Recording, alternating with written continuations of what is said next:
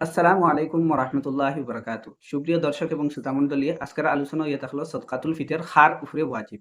দেখো প্রথম কথা ইয়ে হলো সদকাতুল ফিতর ফরজ নাই, বরং সদকাতুল ফিতর ইয়ে হলো ওয়াজিব।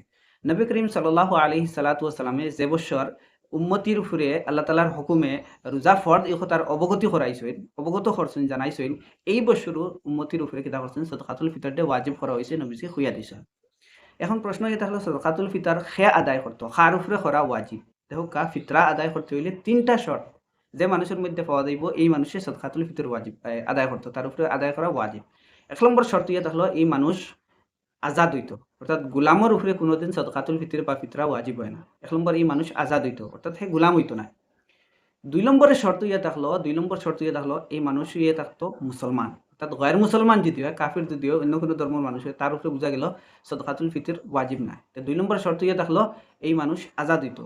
আর ৩ নম্বর ইয়েটা হলো মালর একটা ক্রাইটেরিয়া তার কাছে থাকতো, যে ক্রাইটেরিয়াটা যে মালর পরিমাণটা আপনার ঋণ থাকিয়া তার জরুরতে আসলিয়াত থেকে খালি হইতো, অর্থাৎ এগুলার মধ্যে তার ঋণ থাকতো না, জরুরতের বস্তু থাকতো না, এটার থেকে এক্সট্রা হইতো।